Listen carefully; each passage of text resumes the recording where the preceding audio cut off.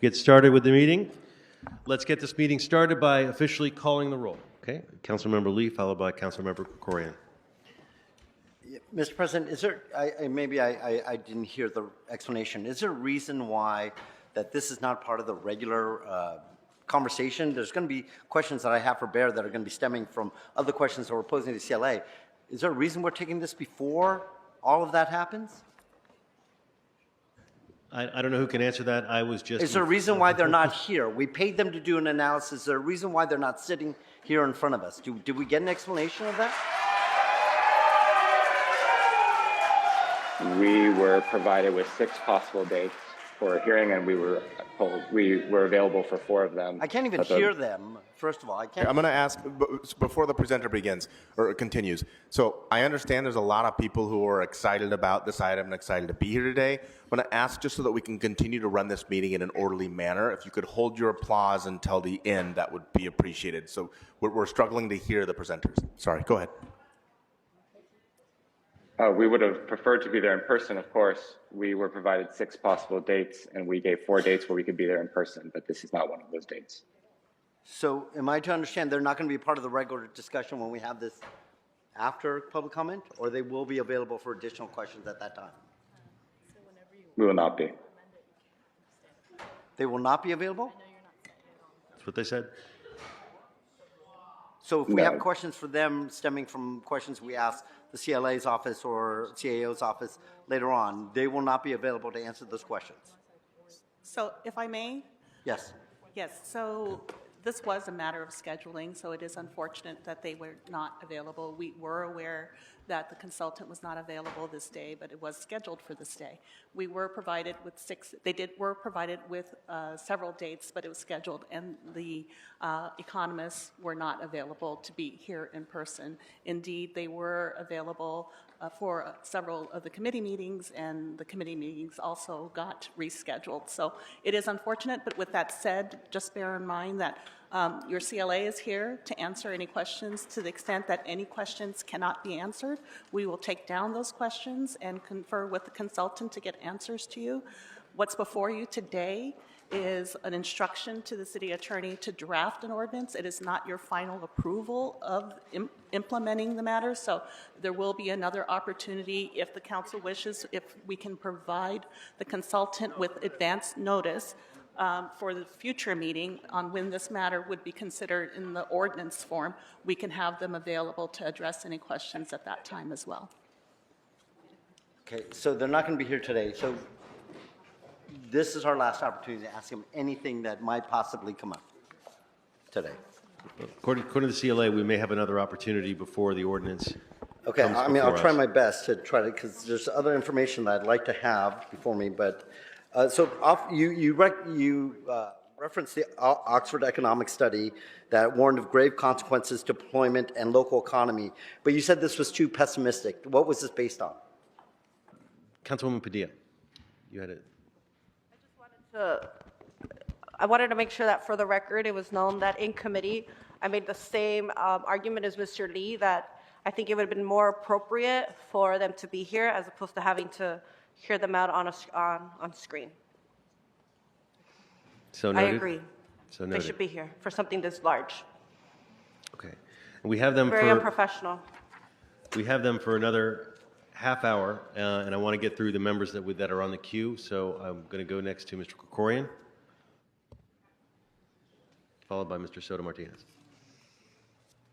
Yeah, let me just reiterate the comments of my colleagues, because I think as we debate changes and prospective changes in this policy and the nuances of this policy, it would certainly be beneficial to have the ability to ask the people who we paid to do the economic analysis what impact these changes might be making as well in the proposal. So as it is, the proposal is already based on the assumption that these wage increases started a year ago, and had a much more gradual increase than what is now being proposed. So it would have been very helpful to have that ability to consult with them. But spitball it, I guess, as we go here. So let me ask a couple of questions. Next, Mr. Soto Martinez, followed by Ms. Rodriguez. Thank you so much, Mr. President. Thank you so much for joining us virtually. I know it's not the most ideal situation, but I really want to focus in a little bit about the lack of cooperation that we got from some of the industries. Can you just please describe how little information you got regarding the hotel industry? Because I think this came up in committee a little bit. Yes, we requested information first on the number of covered workers in the hotel ordinance, and then the wages and revenue and any other information that the hotels could provide us to help inform our analysis, and we did not receive anything. We also made requests to LAWA for the airport, and LAWA provided us with detailed numbers on the number of workers that are covered by the living wage ordinance, but we did not receive anything from hotels in time for us to do the report. And how many times did you ask them for this information between you and our CLA's office? CO can confirm the exact number, but it was several times. They followed up repeatedly throughout the process. Mm-hmm. Okay. Now, obviously, we live in a very data-rich environment, and so a lot of information you were able to gather from other sources, right? That's what I heard in committee? Yes. Okay. And I just want to say that, and I think we'll get an exact number of how many times this information was requested, is that from my perspective, and my colleagues should understand this, is that when we make decisions, we ask, and part of the original instruction that came out in economic and community development more than a year ago is that we wanted to have a collaborative, transparent process where we involved stakeholders, which I completely agree with. But it's unfortunate that a certain industry did not believe in that. They did not give information. They did not give how many number of hotels they have, what are how many workers they have, what do those workers make, do they provide health insurance, what's the cost of health insurance for those workers. All that information would have been incredibly helpful in Bayer making their study. But I just want to say, I know there's a reason why that information wasn't given. It's because I've worked in that industry for many years, and it's the most exploitative, most abusive, one of the most abusive industries that I personally have worked at and understand it. Because I think what it would have revealed is that people make poverty wages, the health insurance is cost prohibitive, nobody takes it, and the exploitation and abuse also cuts through gender and racial lines. It's always the people of color and it's always the women that are the most exploited in this industry. And so there's a reason why we weren't given that, is because there's been this has been a delay tactic and part of, in my opinion, part of their strategy from the beginning so that we can come here and then people can try to pick apart the report. Well, the report is inadequate because the industry did not participate in the level that they should have. So if there's any anger being aimed at anybody regarding this, it shouldn't be to the researcher that's here that did the best that he could with the information that he got. You should be mad at the folks that have been lobbying to try to water down this law. But I just wanted to point that out because I've been sitting here politely, but let's just call the spade a spade. There's a reason why we don't have this information. It's because of the industry. Thank you. It's unfortunate. I got to join the chorus here of my colleagues that are equally frustrated because this has dire economic impacts about the future of our local economy if we're not actually basing all of these conversations in facts. Yes, we want to represent and do the best by our workforce, but we have an economic environment and climate that we need to ensure is stabilized and actually creates the actual jobs and sustains the jobs and has the capacity to sustain the jobs, because we don't want to have the best paid unemployed workforce in the country. And so, Bear, I have a question, whether or not you've made the inquiries of our LA tourism to determine what the actuals are for our recovery in this, in the Los Angeles, as it applies to this policy, this proposed policy. Did you inquire with LA Tourism to derive any actuals about what the conditions were for the hotels, for the airports, or, you know, where did you derive a lot of where did you source your information? Yes, we use publicly available information from the tourism board to estimate the current conditions for both sectors.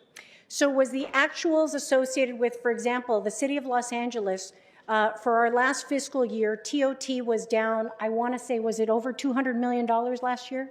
Bob, something like that. So our transit occupancy tax in the city of Los Angeles last year was under 200 million. And for this new fiscal year is currently at about 13 million. Is that right, Bob? It was, I believe it was 13 million, and I don't know if the CAO's office is here, because our CAO, our city administrative officer, in our last budget hearing confirmed that TOT is still down and, quote, we have not recovered to pre-pandemic levels with respect to tourism in the city of Los Angeles, as I recall. Councilwoman Park, followed by Councilmember Krikorian. Thank you. Again, Council President. So question for Bear. Did you, by any chance, get a chance to look at the study that was done by the City of West Hollywood on their increased minimum wage ordinance and their conclusions about layoffs, reduced hours, and increased workload? Which year is that? City of West Hollywood, Yeah, which year? 2019? It was recent, 2019? Yes, I believe we reviewed that study. Okay, and can you tell me a little bit more about those conclusions? I don't have a detailed recollection of the West Hollywood study. Okay. So we keep reading about projects at LAX and at hotels being shelved. Did your report consider the impact on future projects or on construction jobs or other growth opportunities?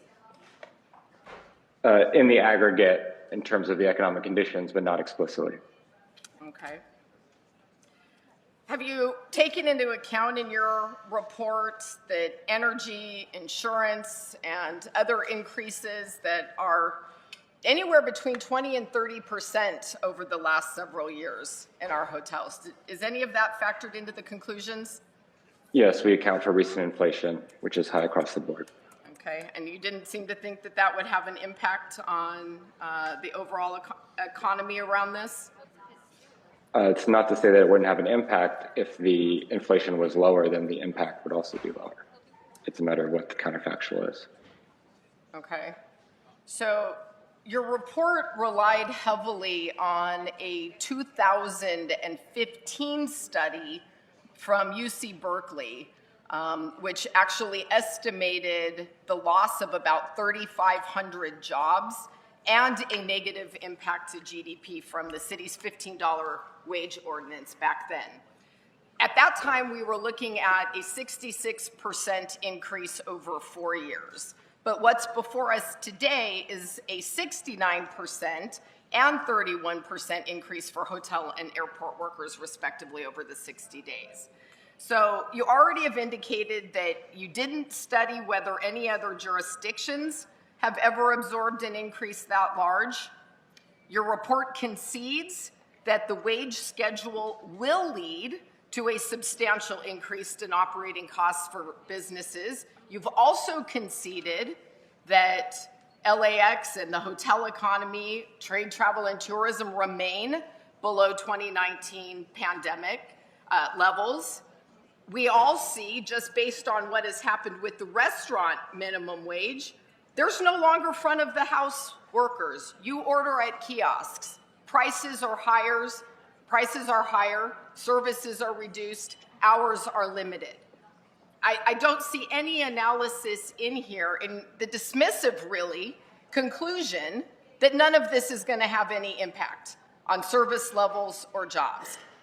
And frankly, it just defies credibility to reach that conclusion when we have obvious evidence in front of us to the contrary, and especially in light of the omission of any real engagement with the airport, its businesses, or the hotels. So can you explain credibly how this doesn't impact jobs? We would expect some job losses in specific sectors or specific employers, but what our results reflect are the net impacts on the broader economy. So our results suggest that the broader economic impacts are positive, not to say that every business will benefit. So if I'm hearing you right, people are going to lose their jobs potentially. Yes, that's possible. All right, thanks. Councilmember Krikorian. I know we only have very limited time, but I actually wanted to reiterate what Councilmember Soto Martinez was just saying about information that was provided. And honestly, I've heard multiple versions of this, so I don't know what was provided, what was requested, what wasn't provided, that was requested, and so on. I've heard, from others in the industry that, oh yeah, we provided this, or this was available, or it's publicly available. I don't know. I don't know how to resolve that. What I do know is that we all seem to agree that there's significant bodies of data that are missing.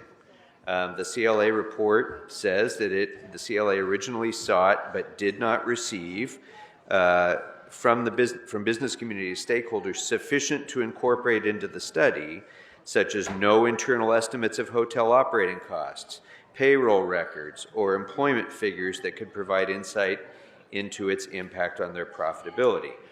So I would just like to ask Bear, is that correct? Is that statement by the CLA correct? That those were, Yes, so those that is were correct. pieces of information that you really needed to have in order to provide a thorough analysis of impact on profitability, but you weren't given the opportunity to consider that information. Is that right? Yes, that is accurate. Okay, but you did receive information from Unite Here Local 11, and you incorporated their data and information into your analysis, right? We referenced their data. We do not. It's not explicitly in our analysis. It did not reflect our analytical conclusions. Okay, so and I'm sorry, I know our time is really limited now, but when your analysis estimated a 6% increase in prices and a $21 million decrease in consumer spending due to price hikes, that was based on information that was inadequate, right? Because you didn't have the yes, it was based on aggregate information. We would have very much preferred to model individual hotel responses. Right. So if you don't have that information, that internal information about profitability and so on, the 6% assumption could be wildly different based on actual information that you received from the actual businesses involved on their profitability, right? Wildly is strong. It certainly could vary, yes. Okay. All right. Thank you. Based on the information or lack of information that we are missing, the ones that referenced by Councilmember Krikorian and so many others in this body, I think it's prudent for us to take a step back. We have 9 amendments in front of us. We're all looking at for the first time. I'd like to make a motion to send this back to committee so we can further analyze and get some of the data that's important for us to make this informed decision. As been stated by so many different people here today, this has huge impacts on the city of Los Angeles moving forward with the major events that we have coming on, let alone just the overall economy of our city. I think it's prudent for us to take a step back, send it back to committee, analyze all the different amendments, and give us an opportunity to get some of the answers that we've asked today, some of the questions we've asked today, get the answers to those, and I'd like to make that motion, and I'd love to get a second to that. There. Thank you, Councilmember Park. Okay, it's been moved and seconded. I need folks. There's no yelling out. There will be a time for public comment, and we will hear folks at that time. But we need to run an orderly meeting. So next, move to Councilmember Park. And in support of my second of Councilmember Lee's motion, this report was initiated within very clear parameters. Hours and hours of work of consultation with industry and stakeholders went in to the requests for information that were provided to Bear. The work product that came back is shoddy at best. That report is missing data and critical elements of the information and analysis.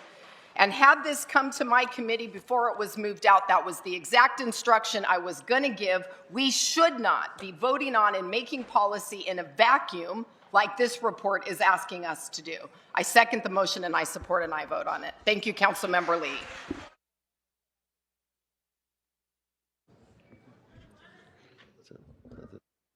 Well, and I know we're at the end of the timeline for Bear. Yes, So thank you for your questions. I apologize that we couldn't be there in person. We would have much preferred that. Okay. So thank you for being here virtually with us.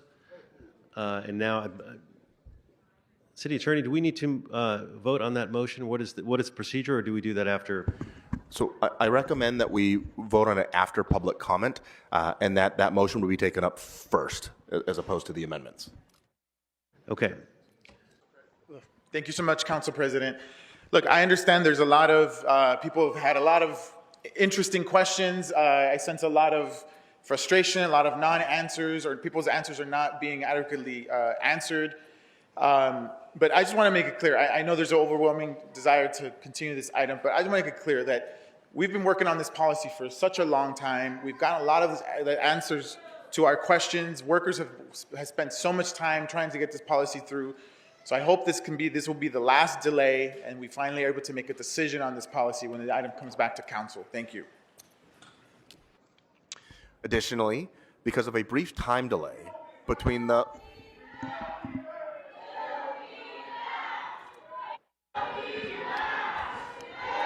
So I'm going to ask that everybody who's shouting out to please not disrupt this meeting. We are in the process of reading in the instructions. Let him go.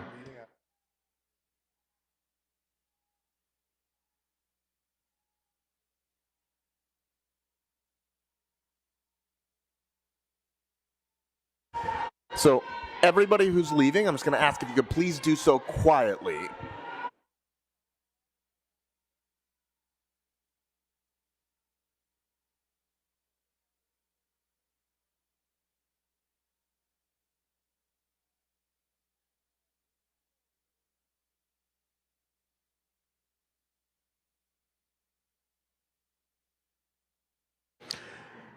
All right, well, City Attorney, can you proceed? Yes. Good morning, my homie. 31, 32, 33. Good afternoon. So you have 3 minutes for the homie. items and 1 minute for Start general. with 31. Please begin with the items. 桃叶那肩上肩，柳叶就遮满了天。在其位的这个命啊，恭喜听我来言呐、此事哎，出在了京西蓝靛厂，蓝靛厂火器营有一个宋老三。提起那宋老三，两口子卖大烟，一辈子无有儿，生了个女儿婵娟。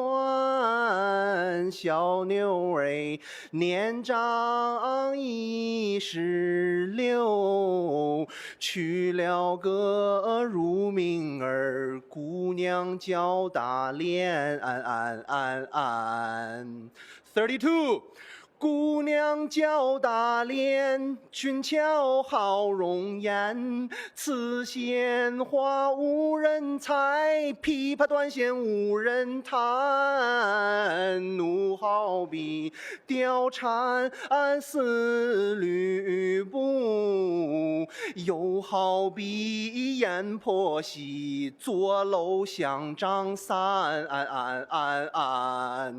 太阳落下山，秋虫儿闹声喧，日思夜想的刘哥哥来到了我的门前呐、约下了今晚这3更来相会。大莲我羞答答，低头无话言。33。大莲无话说，北壁就跳了河，惊动了刘哥哥来探清水河呀，情人呐，你是都是为了我，大脸妹妹慢点儿走，等等刘哥哥。秋雨下连绵，双江那清水河，好一对多情的人，双双就跳了河呀，痴情的女子，这多情的汉，变成了小曲儿来弹清水河。General public comment. Yesterday, I thought about a general public comment about sanctuary city. I want to send a message to the whole world, including the Los Angeles. There are more than several billions of illegal immigrants. Everybody come to city of Los Angeles because Los Angeles is a sanctuary city. Everybody who cannot afford a house, come to Los Angeles. They give you free housing. Everybody who do not have health care, come to Los Angeles. They give you free health care. Everybody who do not have a car, come to Los Angeles. Los Angeles give you a free car. Because Los Angeles is a sanctuary city, all of the illegal criminals, when you are committing crime in other city, other state, they deport you. But every single illegal immigrants, please come to Los Angeles, commit a crime. Because Los Angeles is a sanctuary city. We protect the criminal, we protect the illegal, we give free money to illegal on the cost of taxpayers' money. All of the illegal, Los Angeles is the heaven for all the illegal criminals. Thank you. Nick Cruz for general public comment. Okay. Good afternoon. You have 1 minute. Nick Cruz, LAX concessionaire. I just want to say thank you to the council members for your thoughtful approach today. There are a lot of valid questions that were asked that you guys did not get valid answers for, so I really, really appreciate you guys making sure that we move forward with this so we can have a living wage and implement it in a responsible way so we don't have these unintended consequences. A couple of facts that were said are correct. LAX is 13% behind 2019 levels. Concession sales are 21% behind 2019 levels. However, our other costs have gone up. We want to employ more people. We want to pay them more wages. However, we have to do this in a smart way, and I think your questions are very valid. Thank you very much for what you did today. I'm the Western Regional Director for the Airport Minority Advisory Council, also a small business owner at LAX. In addition, I'm a board member of the Los Angeles Convention and Tourism Board. Thank you for considering to slow down this process and reconsider the impact of a 32% wage increase, particularly for small businesses, DBEs, ACDBEs, LAX, and especially those numbers do not reflect an increase from 2019 pre-pandemic. As we continue to partner with our union friends, this is a concern and will impact the future of many businesses, tourism, and possibly a loss of employment to survive. We also want to continue to have thriving and surviving concessions and small businesses at LAX and throughout LA. We ask for fairness, consideration for small businesses, which will be impactful to your decision. And again, thank you for your support. We appreciate it. Thank you. Next speaker. Good afternoon. My name is Kara Bartelt, and I am a general manager of a hotel in downtown Los Angeles, the Hoxton. I'm here to express my appreciation for the comments and the discussion that we've had today, and for your willingness to look at and evaluate how frankly the study that was put forward is inadequate, and we need to look at full factors. I have been a contributing member of the community. We are well-paid workers, and we want to thrive. But it is not so simple that we can just raise the rate for our hotel. We follow demand. And if demand is not there, our rates go down. And this is what has happened in the last 2 years for our hotel. So I appreciate you all. Thank you very much for your listening, and I look forward to further discussions. We were graciously give information to the bearer or to anyone else, and when asked. Thank you very much. Yes, good afternoon. My name is Dane Nielsen, Regional Vice President for LAS Parking. We're here to talk about the living wage ordinance. So you have 1 minute for general public comment. Go ahead. Thank you very much. Again, I just want to thank you for your thoughtful consideration today. As a third-party vendor that operates many hotels within the city of Los Angeles, and a major operator here in parking, we have 500 locations, 3,000 employees within the city, 1,500 of which work in the hotel industry throughout Los Angeles. There is a significant impact. We have plenty of data that we'd love to share. We welcome the committee and Bear to reach out to us. We could share all the analysis that we've done on the issue. I think for us, our concern is really the employees, and we want everybody to know that we thoughtfully take into consideration all of our employees and make sure that they're paid fair wages, many of whom get paid above the minimum wage already. There's significant impact on parking vendors and third-party vendors, and I want that to be known. We'd love the opportunity to further discussion. We appreciate your time. Thank you. Good afternoon. If you could please remind us of the name you signed up under and the items you'd like to speak to. Yes, Reverend Dr. James Thomas, general comments. Okay. What I want to say is I want to alert you to a situation that happened earlier. Apparently, Councilman Lee's staff was meeting with my Indian brothers and sisters in the back. But what is unfortunate is that 2 of them was actually assaulting people on their way in. And what I want you to understand is that it is not okay that a city council would honor that kind of behavior. We have been kicked out of here for far less. It is not okay. And so what I want to know is, I have the picture of the gentleman, and what I want to know is how do I sign a formal complaint against what happened here today? The first, and then the second thing, and I only got 12 seconds. Why are we acting as if the Olympics is not coming and that it's not going to mitigate all of the downfall that you expect? The third thing is, so, Speaker, your time has expired. Excuse me. My time really I should not have had to speak on what happened outside. So to be we honest, have to give everybody the same amount of time. If you'd like to wait over there, we can see if somebody else can speak with you. But we do have to move on to the next speaker for public comment. Thank you. Please start the time.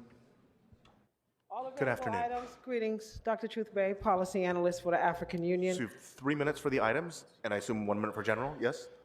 Okay, so let's start off with agenda number 9, Harris, Dawson, and Price. So you have LA Freeway Community Beautification Project for a mural. 115th and Vermont should have been a 100-unit. Item number 9 is not open for public comment. You can speak to it during Okay, can general we if you'd start like. over and tell me what's available so you don't stop Can my you time? Pause her time for a minute. So the items that are open for public comment that were announced at the beginning of public comment are items 25 through 29 and items 31 through 36. So again, let me repeat, because I know we have speakers on the phones as well.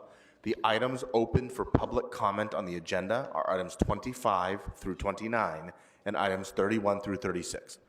Go ahead and begin. Okay, 25. Ooh, chow. Okay, so these minimum wages that you see that filled up this room, asking for Olympic wages, right? We'll start off at $30. $30. You guys are going to make Speaker, 6.8. This is not open for public comment. That item number 23 was continued to December 11th. Item 25, which I think you mentioned, is a star on the Hollywood Walk of Fame. You can speak to that during general if you'd like. No, I'm not going to waste my time in general. I do have documents for the record. City of Los Angeles. So more than 827 million has been awarded for the 5th round of California grants. 380 million of it went to Los Angeles region, which includes Los Angeles City. There are 117 African-American families in LA City that have been waiting for their housing vouchers since 2019. It's general public comment. Okay, go ahead. You have 1 minute for general public comment. Go ahead. So they went through the LASA rigorous shelter programs, LA Family Housing, HOPIX, PATH, First to Serve shelters. They are still sleeping in deplorable conditions while Gavin Newsom came to downtown LA and gave the Downtown Women's Center and Karen Bass a majority of that millions of dollars. So we have families that have houses, addresses they'd like to move to. This is permanent housing. So we need the $102 million specifically earmarked for LA City to go towards these 117 African-American families who should have gotten housing since 2019. That's all I'm asking. So the homeless committee that's coming up at 2, I don't know where Ms. Rahman is, but she needs to hear this. I have for the record, if you can, anybody that's available to please hand this Can the to sergeants please go Hut, and McCosker, Hernandez, Ms. Rodriguez, Padilla, and whoever is actually listening. Let's do right by LA City constituents. Hi, Audit LA here. I'd like to speak on all topics and public comment, please. Good afternoon. So you have 3 minutes for the items and 1 minute for general. Please begin with the items. Go ahead. Okay, well, I want to ask first, is Ms. Rahman's not here. I just wanted to see if she had any comments for me, because like the last time I was here at a committee meeting, she said that I shouldn't, people shouldn't be saying the same thing over and over again. So, Speaker, this is not on the agenda. You're welcome to talk about it during Okay, general. I'll come back to it, but, okay, so let's talk about the Walk of Fame stuff. I don't like it because I think that you guys have too much on your hands already. You have a lot to do and you're not doing it. Like, you're not making sure that the Church of Scientology has their permits on the same boulevard, okay? Because we're talking about the Walk of Fame. Their Winter Wonderland is coming on Hollywood Boulevard. And as much as I love Santa, okay, I want it, everything has to be permitted. So if you have time to sit there and argue about that stuff and debate names on stars, you have enough, you then be doing this, be making sure that there's permits, okay? And as far as, well, you said the lawsuit parts aren't open, right? Because I would like to talk about how all the money for lawsuits you guys have, because those were already voted on, and public hearing was held at committee. Okay, but the people are just going to start suing. So I'm going to ask you to please, for the first 3 minutes, stick to the right. agenda Well, it's hard to items. remember what was on there because it was like 2.5 hours of just a lot of bloviating, and I appreciate both sides, but it's hard to remember what all the topics are at this point. But okay, I'll just go to public comment at this point. 1 minute. Go ahead. I want to thank Mr. McCosker because he listens, even all the time. Shout out to him. Shout out to Smoke and Scan because Smoke and Scan's watching you, and Smoke and Scan keeps you kind of like behaving, except for in these committee meetings, okay, where Ms. Rahman can say, hey, basically we're too busy for you to keep saying the same thing over and over again. I don't appreciate it. She owes me an apology. Smoke and Scan should be able to see, everyone should be able to see all these committee meetings because that's where the most shenanigans happen, is in these committee meetings and that could be considered intimidation. I don't know if you agree with me. Like, I don't get intimidated very easily. I have people, trying to put death threats on me just for speaking up about what I speak about. But somebody else, they're told that they shouldn't be able, don't keep saying the same thing over and over again because we're too busy today. They may just turn around and leave and not be heard. So I don't like intimidation coming from our elected officials. I don't like it, okay? And she owes me an apology. She owes the people an apology, and I'm going to keep coming until she gives it to me because you don't do that. You don't start public comment with, we're too busy for you. So, Speaker, your time has expired. And just to be clear to anybody, if you receive death threats, you can always call and probably should call LAPD or 911. Well, 25 to 26, my understanding is all the people getting a star usually pay for all the monies they have to do to put that in. So that doesn't necessarily take anything other than okay for the city to say okay to. So we're not spending too much money there, just time. But if they're being acknowledged, again, they probably have something to do with the city of LA. Let's go to the things. Just go to general public comment. Okay, go ahead. You have 1 minute. You had 23 open. Do you understand most of the council here had amendments for that? That probably should have been tabled and got this person that did your analysis come in person. You guys could have redrafted it, made it clear what you're looking for, what you're not, and asked all the questions. Now they're going off a computer-based database 2015. I don't understand. That's like plagiarism, paying them to do something that they didn't really do. The gentleman that was speaking there for the hotel or the travel district, He's comparing San Francisco. Bunker Hill closed down the Hilton, the 55, and 55% of their economy is closed down there. So how is he even comparing that? And then Hold on, can you Tennessee pause with this the time? one Can of you the pause, highest crime rates. Sorry, Mr. Serrano, I need This to, is your hold on. second and last warning, ma'am. You'll be excused from the meeting. Sergeants, this woman who continues to talk over me has been removed from the meeting subject to Rule 12. We'll ask you to be quiet and leave the meeting immediately.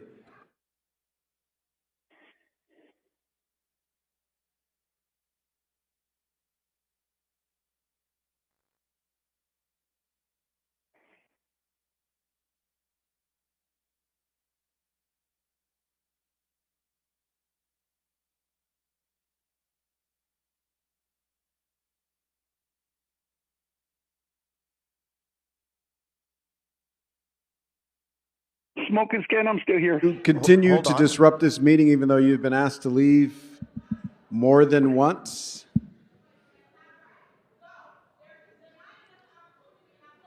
You continue to disrupt the meeting even though you've been asked to leave multiple times.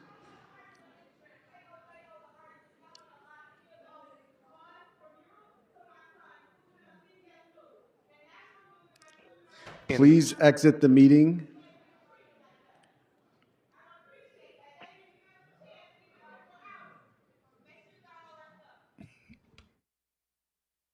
And while we're waiting, just for the record, for anybody who has concerns or complaints, please speak with the sergeants on the sides. The correct mechanism to do so is to not interrupt this meeting or another person's public comment. Mr. This Serrano, person please is just- making a point to continue to talk every second that she remains in the room. For the record. All right, we can proceed. So go ahead, Mr. Serrano. We were a little slow to the draw and pausing the time, so you have, I'm going to say about 15 seconds. Go ahead.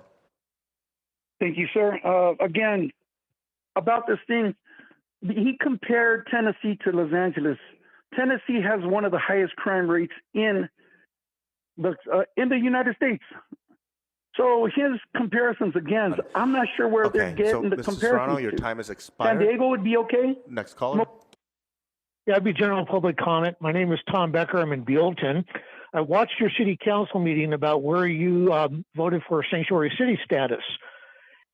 I observed you conspiring to obstruct federal law enforcement in enforcement of federal immigration law. I'll get you 10 years in federal prison. That's exactly what you did. In addition to it, many of the people that spoke yesterday that I know that you were also speaking to advocated for violence against federal law enforcement. That will get you 15 years. Do not violate federal law. Do not conspire it, and don't violate federal law. They can also go in and audit your books. Do not obstruct federal law enforcement when they go in and start auditing your books to find out how much you're paying illegal aliens for housing, health care, and food. Don't do it. We're on to you. We're angry, and we're going to ride your ass right to the end. Thank you very much. Next caller.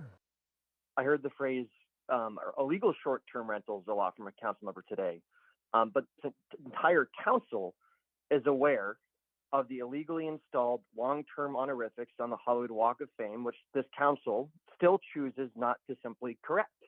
If you want to talk about an adverse experience for tourism, take a walk down to Hollywood and Highland and take a look at the MAGA Trump tent set up day after day to the shock of both visitors and residents alike, positioned next to an honorific to a white supremacist insurrectionist name that was installed illegally in 2007 against LAMC's 62.105A, 67.29A, 28.04B, and D, and your Administrative Code Section 22.109 detailing DCA's approval requirements.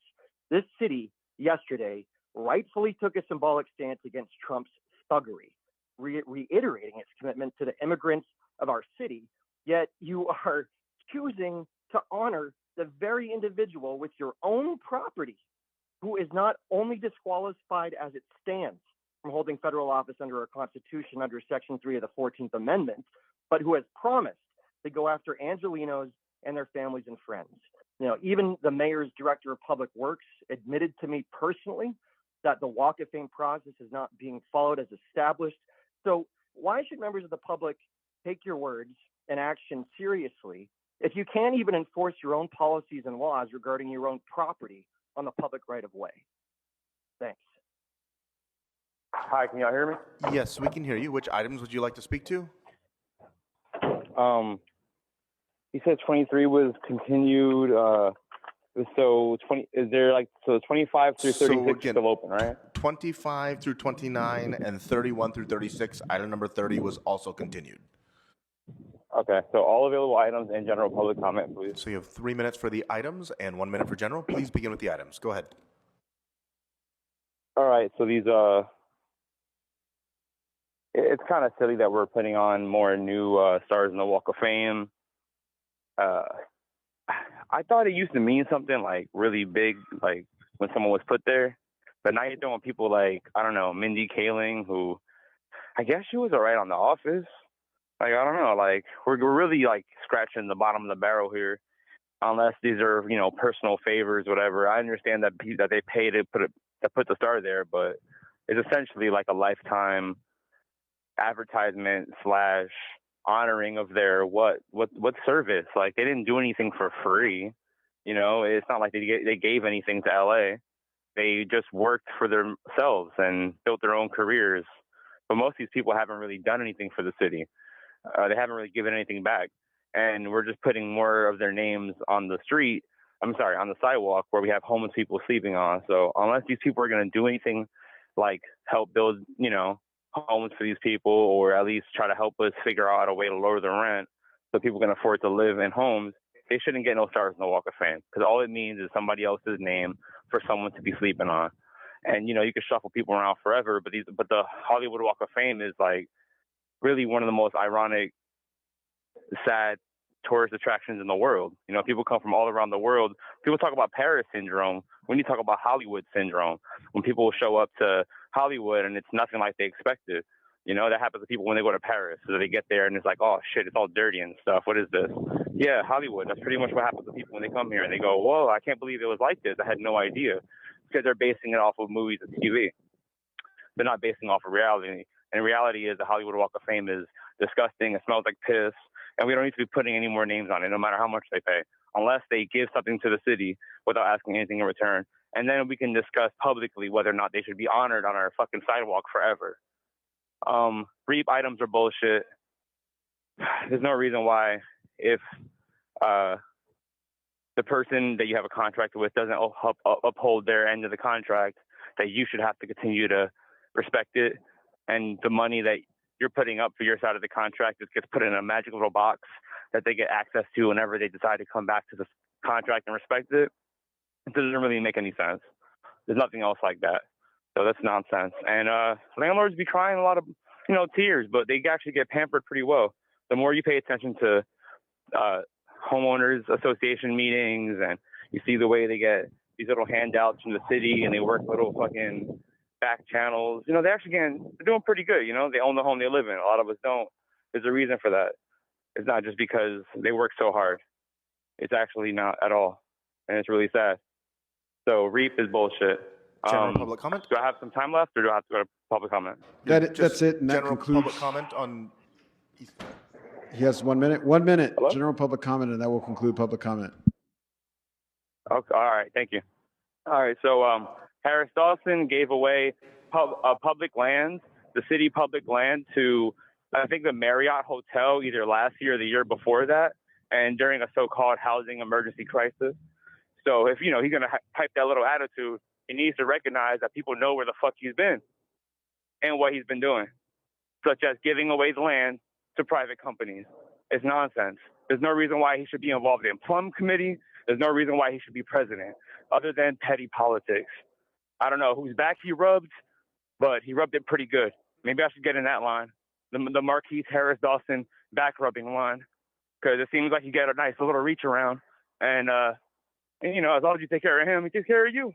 So that's good. But remember, that was bullshit.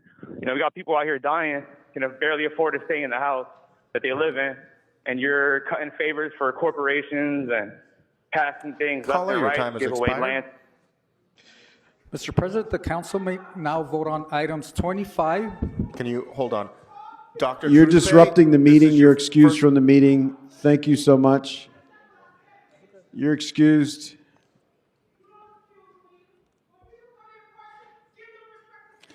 So You note continue that- to disrupt the meeting.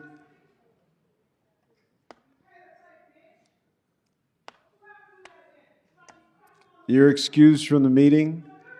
We'll ask you to leave quietly, as you're possibly able to do. So I will note that she was warned and continued to disrupt the meeting and then was removed. That was Dr. TruthBey. Dr. TruthBey. All right, we can proceed. Thank you very much, Mr. President. I just wanted to speak briefly to this item. At Metro, we've been working for quite some number of years to try to reduce the number of assaults on bus operators throughout the county. And the men and women who work to move people from place to place in this county are uniquely vulnerable as they're operating one of these very large vehicles to attacks and assaults. And sadly, in the last 2 months alone, there have been 30 bus operators who've been assaulted on Metro buses. And that includes, you know, assaults with knives, with, you know, fists, being spat upon, and other things. So in order to address this, the Metro Board has been working to install bus barriers. And so far, over 1,500 have been installed in buses. Now 80% of Metro's directly operated bus fleet has installed bus barriers to keep these men and women who work for Metro safer. And it's already had a dramatic impact. The operators, you know, are really encouraging Metro to expedite completing the rest of the vehicles. And so the item before us allows the city to do likewise with the buses that we operate, and to do so in an expedited manner. So I think it's really a really important step forward for our own employees to be able to work in a safe workplace, and I'd ask for your aye vote. Thank you so much. Seeing no other members on the queue, this item is now before us. Let's open the roll, close the roll, tabulate the vote. 13 ayes. All right, what's next?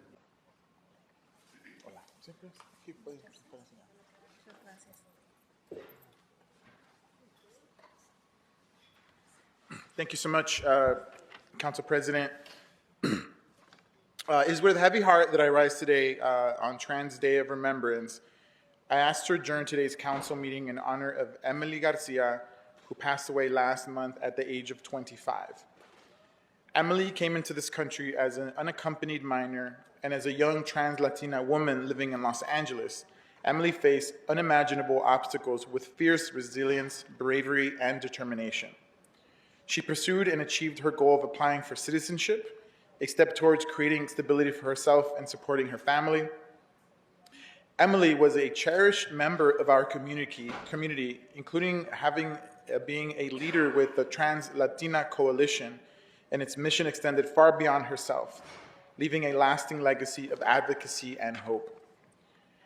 Emily is survived by her mother, Santa Tacun, and her sisters, Lorena and Maria, who are here with us today.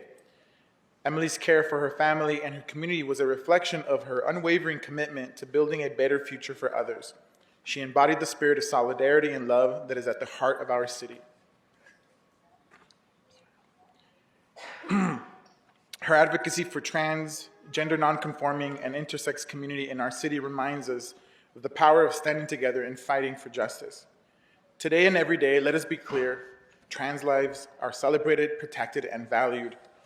Emily would have celebrated her 26th birthday this past Sunday, November 17th, but today we honor her memory, celebrate her life, and reflect on the profound impact she had on all of us.